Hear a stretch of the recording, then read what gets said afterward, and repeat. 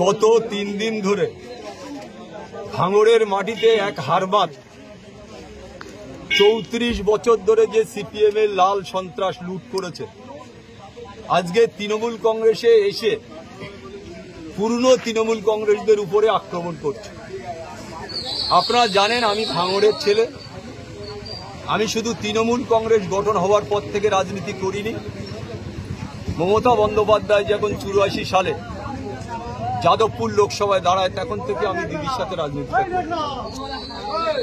আজকে যেটা আমার বলার, যে এক এক করে যারা ভাঙড়ের পুরনো তৃণমূল কংগ্রেস যারা লড়াই করেছে, জীবন দিয়েছে, গত পঞ্চায়েতে হয়তো আমি মারা যেতে পারতাম, আমার ছেলে মারা যেতে পারত, খাদিজা বিবি মারা যেতে পারত, তাদের উপরে গত পরশু থেকে শওকত মোল্লা নিজে যে আরাবুলের যেসব ছেলেরা আছে তাদের হাত ভেঙে দাও, পা ভেঙে দাও, তাদের গুড়িয়ে দাও, তাদের মেরে দাও, তার বক্তব্য আপনারা ইতিমধ্যে বিভিন্ন চ্যানেলে প্রকাশ হয়েছে।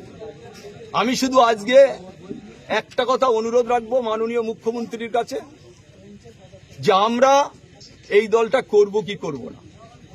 আমরা তৃণমূল কংগ্রেস করতে গিয়ে সিপিএম এর কাছে রক্ত ঝরেছে, আমাদের অন্য দলের কাছে আমরা মার খেয়েছি। আজকে যিনি এখানে এসে অবজারভার বলে যিনি দাবি করে এলাকা যেভাবে সন্ত্রাস করছে, আজকে যারা মেরেছে তারা কিন্তু কেউ ভাঙড়ের ছেলে নয়। ক্যানিং থেকে লোক এনে ভাঙড়ে তৃণমূল কংগ্রেসের কর্মী আলতু হচ্ছে আমার ভাইয়ের মতো, যার নাম লালবাবু মোল্লা, আমার নিজের ভাইয়ের মতো, আমি তারে ভালোবাসি।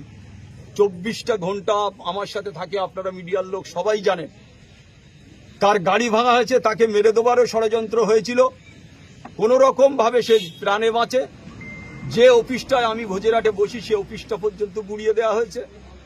সমস্তটা সিসিটিভি ক্যামেরা থাকার পরেও তারা সমস্ত সবাই মুখ বেঁধে এই গাড়ি ভাঙচুর করে, পার্টি অফিস ভাঙচুর করে। কি কারণে হামলা? আপনারা দেখেছেন হামলা কি কারণে?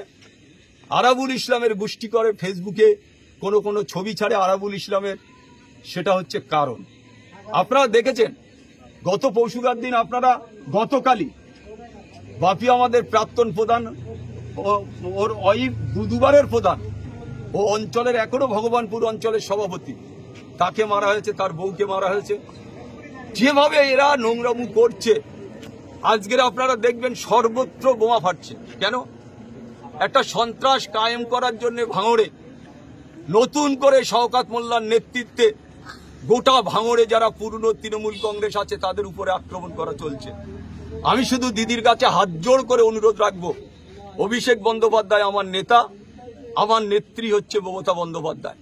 তানার আদর্শ নীতি নিয়ে আমি 2006 সালে ভাঙড় থেকে বিধায়ক হই।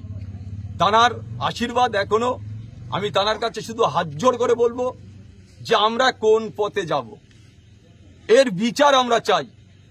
এই অন্যায়ভাবে রাত দুপুরে তৃণমূল কংগ্রেসের কর্মীদের উপরে আক্রমণ,